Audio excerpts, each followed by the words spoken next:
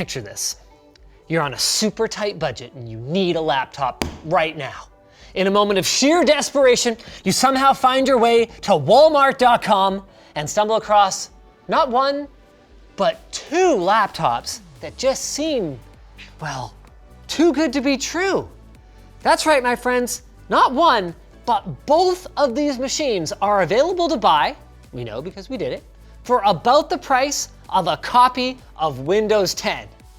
Now in the past, we might have dismissed these computers as probably junk, but the last time we checked out a Walmart house brand laptop, we were pleasantly surprised. So, you know what? Bring it on, Walmart. Roll back my expectations. Wait, what does that even mean? Who's our sponsor?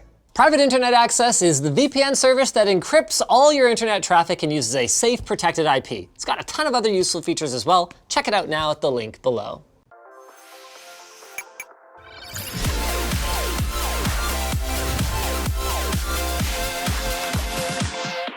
Let's start with how these two devices are similar. Both of them sport plastic chassis, which is expected given the price point.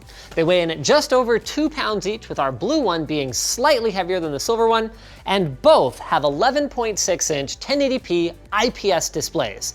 They're IPS, which means decent viewing angles, but their brightness I would describe as not great. They both have I/O that I would describe as good enough though. Mini HDMI is a bit of a bummer from a compatibility standpoint, but at this price, I'm just happy to see micro SD, a couple of Type A USBs, even if one of them is USB 2, and the inclusion of a headphone jack. Now, let's get into the different. At $129, this puppy costs less than a copy of Windows 10 at full retail price. And yeah, I can kind of see why in some ways. Like, that is a lot of flex, you know? Like, this is basically, we are looking at PCB flexibility and plastic flexibility with no reinforcement really to speak of. The hinge, I would say, is, you know, strong enough, actually. Oh man, I just tried to search for Notepad and oh, there it goes. Notepad's opening now. The keyboard is really not very good. It's not even that the individual keys themselves are super terrible. It's actually mostly that the large keys are so blatantly not stabilized at all that if you press, for example, you know, the space bar or shift, if you kind of press them on the corner, the opposite corner might not go down at all, even though you have the button fully pressed on the other corner. It's really bad. This might be the worst I've ever seen. There's a lot of flex here, so even if the key switches are decent, that's still gonna give you a really spongy feel while you're typing. And the trackpad actually has a similar issue to the last Walmart machine that we checked out, where even though it actually has Microsoft Precision drivers enabled, there's kind of like a weird kind of dead zone feel to it. This really is a cheap laptop. The good news though, is that for another $40, so this one is $169, you're actually getting a shocking amount extra for your money. So for one thing, instead of just being a standard notebook clamshell, this one is a 2-in-1. Yeah, right? It's a 2-in-1. It's got a gigantic bezel. I don't remember the last time I saw a bezel that big on a brand new machine, but it has a multi-touch touchscreen, so that's pretty cool. It moves the power button to the side so that you can easily lock it and unlock it when it's operating in tablet mode. And believe it or not, even though it looks identical, the keyboard is markedly better. You've still got a lot of deck flex, so there's nothing you can really do about that. But the stabilization of the keys is way, way better on this one somehow.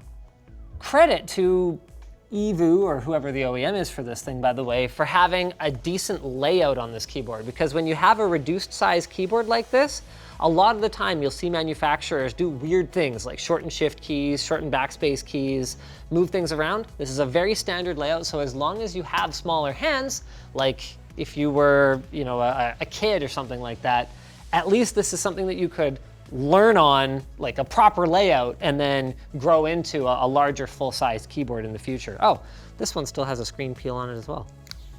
Ooh.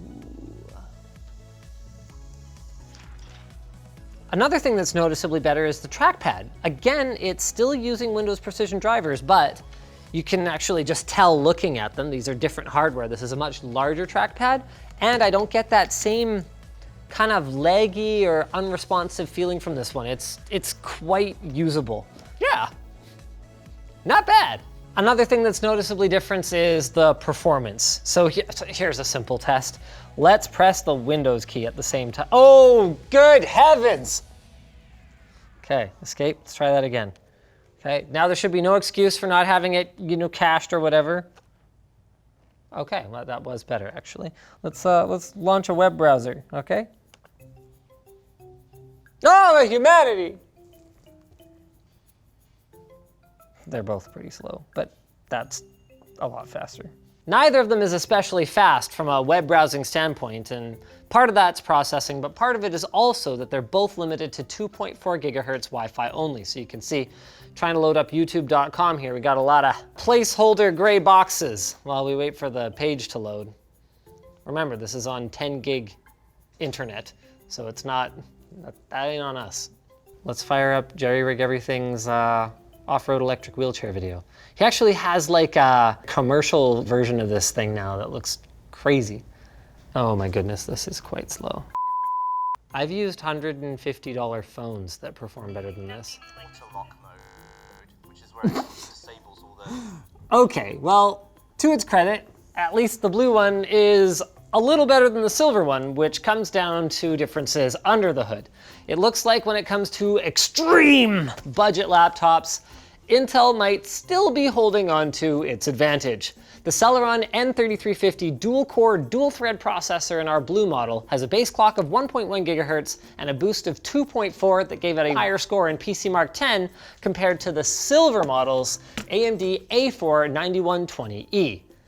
Again, neither of them are super fast, and everything feels much slower than a regular laptop. But if it's for schoolwork, Word, Excel, text-based web pages, as long as you don't leave too many Chrome tabs open in the background, this one's only got 4 gigs of RAM, and this one has just 2, you might be okay.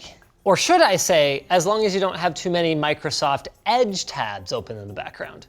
Both of these machines come pre-configured in S mode. That's streamlined mode for security and performance. It only allows apps from the Microsoft Store and requires you to use Microsoft Edge for safe browsing, like how you can safely browse our merch store, lttstore.com. The good news is you can turn S mode off and use it as though it's got a full-fat copy of Windows 10 and install whatever you want on it. Sort of. Both machines ship with only 32 gigs of solid-state storage, and it's one of the contributors to how noticeably slow they both are. At least they both come with a free year of Office 365 though, which is a great value add. So basically, you buy the software, you buy Windows 10 and a year of Office 365, and you get a free laptop. One that you can use to, I don't know, make video calls actually. Yeah, let's try out the webcam. That's the kind of thing I could see someone using a machine like this for, just like a cheap, video call machine, because you've never heard of a tablet. This one is taking so long to launch the camera app. Like, for real? Like, are you even for real right now? There it goes. All right, let's launch it. Ay, chihuahua. That's definitely 0.3 megapixels worth of fine Canadian goodness right there. Whew.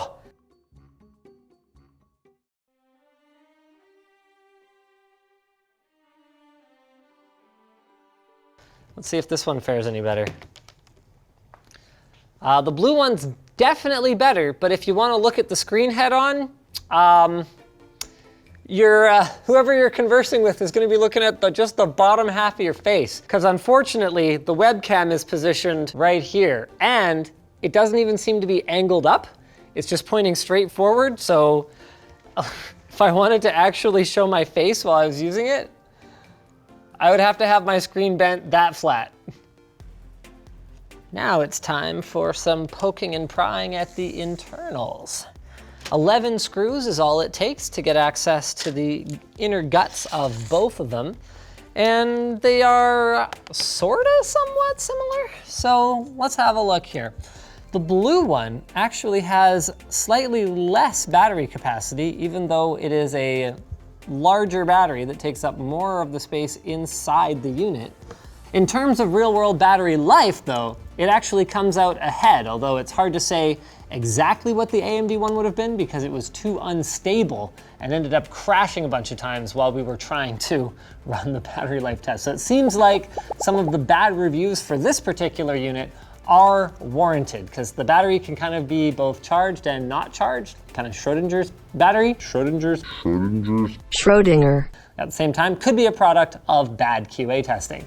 In terms of cooling, I've got to give the nod to the AMD unit here. You can see that it's actually got a large copper heat spreader. I hesitate to call it a heat sink, but it's definitely a heat spreader compared to just this teeny tiny one here for the Intel unit. I guess it kind of makes sense though, given that this is only a 6-watt CPU, so it doesn't need a ton of cooling.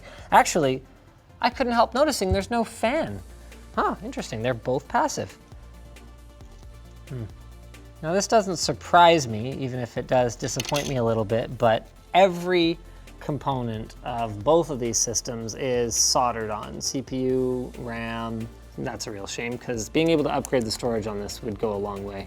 Dang it, same dang thing on this other one. So it's a really similar motherboard layout actually. That's quite surprising to see going from like an AMD to an, oh wait, nope, not as similar as I thought. Oh, interesting. Why are there 4 RAM chips in order to have 2 gigs of memory? Same unfortunate situation with the M-SATA over here. So SATA SSD hard drive is just not connected, so there's no way to hook something like that up. And this is curious. Both of them use a thermal pad rather than thermal paste, although I guess with how much flex there is in the chassis, that kind of makes sense because you're better off having a thermal pad that's definitely making contact than a thermal paste that might not be. Bottom line, for the silver AMD unit, even at $129, I just can't recommend it. It's super slow, and that lack of expandability for the storage is kind of the nail in the coffin.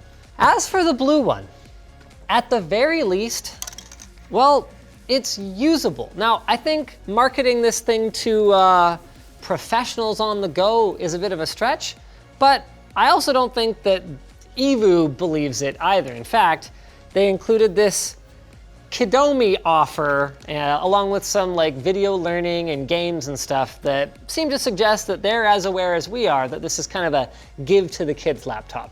And you know what? For that, I agree. For Windows and the Office 365 subscription alone, it's an inexpensive homework and maybe YouTube machine with the extra peace of mind of knowing that it's incapable of running anything but the most basic games. Speaking of basic, this is a really basic segue. The MSI MPG B550 Gaming Carbon Wi-Fi motherboard has a long name, but also a long list of features, supporting AM4 socket processors, including 3rd gen Ryzen CPUs and future AMD processors with a BIOS update. It supports DDR4 memory up to 4800 megahertz because why lock that stuff down, right? It's got their M.2 Shield Frozer technology. It's got dual M.2 slots, Intel Wi-Fi 6, 2.5 gig networking, and advanced RGB lighting control, and a front LED strip that provides in-game and real-time notifications. Check it out today at the link in the video description. If you guys enjoyed this video, maybe check out the higher priced but still very reasonable Walmart laptop that we checked out last time. It was very, very impressive given the price. These are more along the lines of what I expected, but at least the blue one was like decent, didn't crash, you know? That's a plus.